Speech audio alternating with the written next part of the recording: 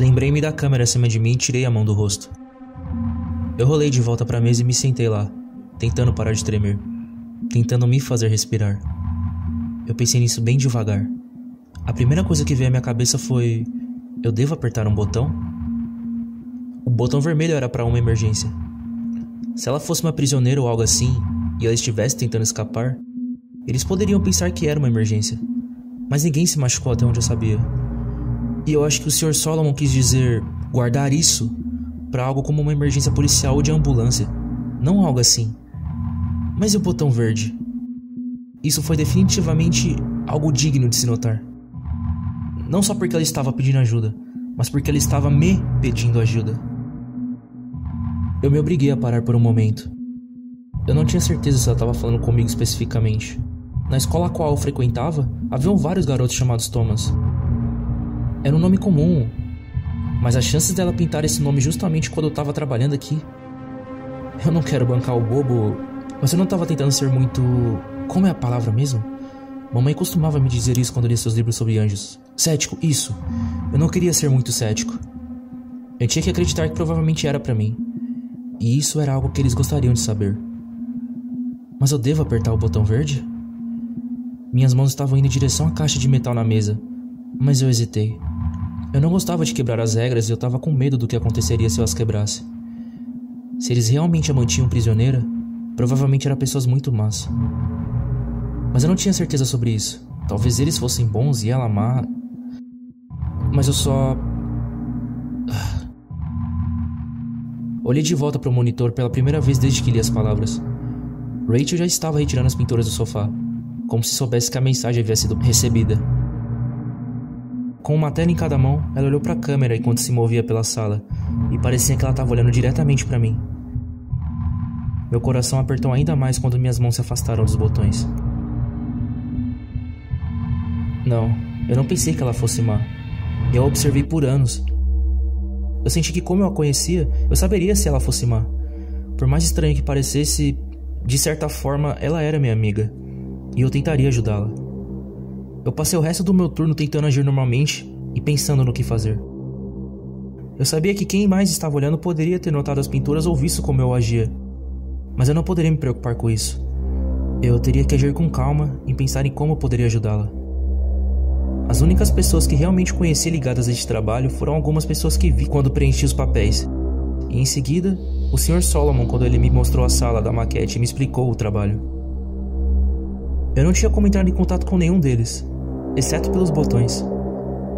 Meus cheques eram depositados eletronicamente e eu nunca tinha encontrado ninguém que trabalhasse na sala de vigilância. Esse pensamento me fez parar por um segundo. Sempre achei estranho eu nunca ter cruzado com alguém quando eu estava indo ou vindo, a pessoa por quem eu estava assumindo ou a pessoa que estava substituindo o posto por mim. Sempre imaginei que deveriam haver outras pessoas, até mesmo outras salas de vigilância. E eles apenas programaram nossos horários para que não nos encontrássemos. Mas ainda assim eu achava que havia outros. Parte da razão pela qual eu pensei sobre isso foi porque não parecia que eu era a única pessoa que usava a minha sala de vigilância. O bebedouro, o papel higiênico, o sabonete, todos pareciam se esgotar mais rápido do que eu pensava comparado ao uso de uma pessoa apenas. Se isso fosse verdade, talvez eu pudesse descobrir quem eles eram, e talvez fosse mais seguro conversar com eles do que com a pessoa para quem eu trabalhava. Saí do trabalho às 8 naquela noite, e em vez de pegar um pouco de comida e ir para casa, eu dei a volta no quarteirão com meu carro e estacionei na mesma rua do prédio onde eu trabalhava. Nada mudou enquanto eu dirigia por um minuto. Nenhum carro novo havia estacionado ou qualquer coisa. E se eu estivesse certo, eles não mandariam ninguém para me substituir até que tivessem certeza de que eu tinha ido embora de qualquer maneira. Então eu sentei e esperei. Eu estava cansado e a rua estava muito vazia. E bem chata. Mas eu estava muito animado e com medo de cair no sono. Cada vez que um carro passava ou alguém andava na calçada, eu ficava tenso. Fiquei imaginando uma SUV ou uma van parando atrás de mim. Homens saindo e me puxando para fora do meu carro, me levando para algum lugar como onde eles tinham Rachel para me matar ou me torturar. Meia dúzia de vezes eu quase liguei o carro e fui embora, mas todas as vezes pensava nela sozinha, naquele quarto. Ela não tinha ninguém além de mim para ajudá-la.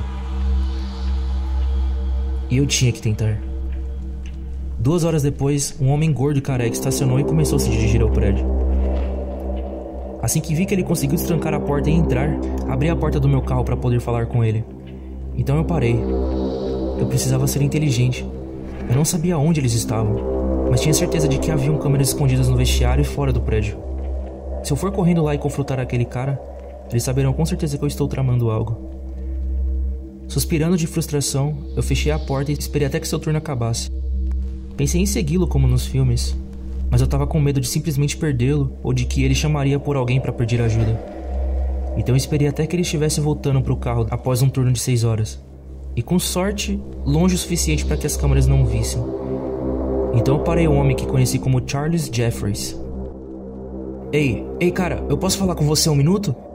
Ele tava de costas para mim e apenas assinou com uma mão distraidamente, sem olhar para cima. Desculpa, eu não tenho dinheiro, tenho um bom... Ele congelou enquanto olhava para mim, enquanto falava. Ah, Deus, não... Garoto, você precisa sair daqui. Nós não temos permissão para conversar. Eu poderia dizer que ele estava com medo, mas eu não podia arriscá-lo deixá-lo ir naquele momento. Não depois de tudo isso. Eu me aproximei e fechei a porta enquanto ele tentava entrar no carro. Então você sabe quem eu sou. Tentei não soar maldoso, mas pude ouvir o quão bravo eu estava na minha voz. Ele puxou a porta novamente, mas eu ainda estava segurando a mais forte do que ele. Depois de um segundo puxão mais fraco, ele se virou, o seu rosto tenso e com a aparência cansada. Sim, eu sei quem você é. Você trabalha aqui assim como eu. Eu tô te dizendo, a gente não deveria estar conversando. Nós não devemos nos encontrar, nunca. Eu fiz uma careta. O Sr. Solomon nunca me disse isso. Ele nunca disse que isso era uma parte das regras. O homem sacudiu a cabeça. Sr. Solomon, sim. Bem, existem muitas regras que eles não dizem a você. Aposto que eles não disseram o que você iria assistir antes de começar, não é? Quando eu apenas abaixei meus olhos, ele continuou. Sim, também não me disseram. Eu tô nesse trabalho já faz 10 anos. Eu já vi outras pessoas irem e virem, geralmente porque quebraram uma daquelas regras que nunca mencionam.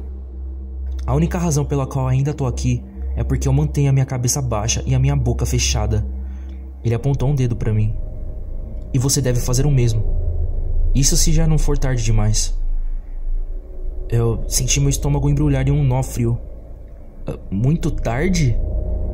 O homem esfregou o rosto. Garoto, você acha que eles não sabem que estamos conversando? Você acha que acontece alguma coisa que eles não sabem? Ele olhou para trás em direção ao prédio, uma expressão de tristeza e medo em seus olhos. Droga, garoto. Você já matou nós dois.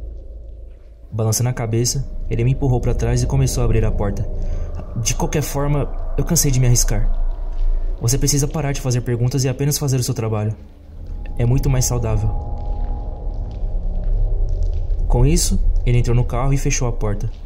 Eu não tentei impedi-lo dessa vez. Mesmo que eu já estivesse preocupado com o que ele estava me contando, ouvi-lo confirmar foi paralisante. Qual era exatamente o meu plano? Ele provavelmente não sabia mais do que eu. E mesmo que soubesse, o que eu poderia fazer com qualquer coisa que ele me disse? Voltei para o meu carro com o coração pesado. Eu ainda estava com medo. Porém, mais do que isso, eu estava triste e com vergonha. Eu queria ajudar Rachel, mas eu não tinha certeza de como. Eu não iria desistir, mas enquanto eu dirigia de volta para o meu apartamento, eu não conseguia pensar no que fazer a seguir. Isso não era um filme. Eu não fui um herói. E as únicas ideias que me restavam eram ir à polícia, que poderia ser controlada por quem quer que eu trabalhasse, ou tentar obter provas de que ela estava sendo mantida prisioneira. Ao estacionar o carro e entrar no prédio, eu tomei uma decisão. A menos que eu pensasse em algo melhor durante a noite, eu faria as duas ideias.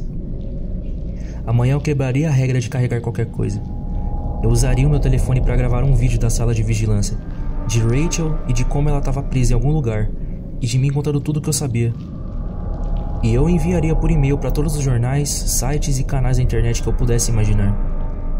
Então eu iria à polícia e daria a eles uma cópia também, caso eu conseguisse ficar tanto tempo sem ser pego. Talvez se eu fizesse tudo isso, mesmo se eles me pegassem, alguém ajudaria a Rachel.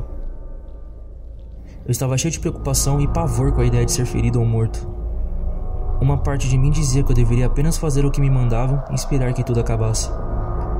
Mas eu não poderia viver comigo mesmo se eu fizesse isso. Mesmo se eu errasse, eu sentia que eu precisava tentar. Eu estava tão preocupado que eu não via a pessoa vindo atrás de mim enquanto eu destrancava a porta do meu apartamento. Thomas? Eu me virei e senti minhas pernas fraquejarem enquanto eu tropecei para trás contra a minha porta. Eu tinha que estar sonhando ou estar louco. Eu agarrei a maçaneta da porta para me apoiar enquanto eu olhava para a mulher na minha frente. Não podia ser ela, mas de alguma forma era. Rachel?